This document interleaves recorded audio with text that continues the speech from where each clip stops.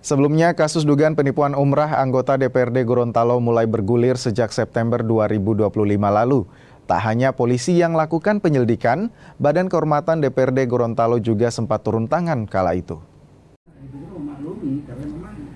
Sebelum naik ke penyidikan, Polda Gorontalo menerima banyak laporan kasus jemaah umrah gagal berangkat.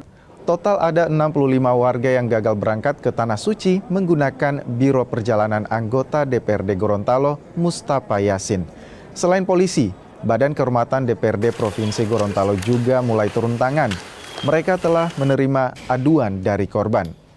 Badan Kehormatan DPRD pun menelusuri dugaan pelanggaran kode etik dan sumpah jabatan oknum DPRD yang juga pemilik Biro Perjalanan Haji.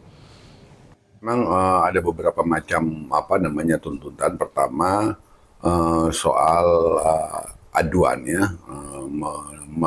mendalilkan bahwa anggota DPRD inisial M-nya ini melanggar sumpah janji dan kode etik karena melakukan perbuatan yang melanggar perundang-undangan. Selanjutnya mereka juga minta KBBK untuk memediasi soal kerugian dari bersangkutan.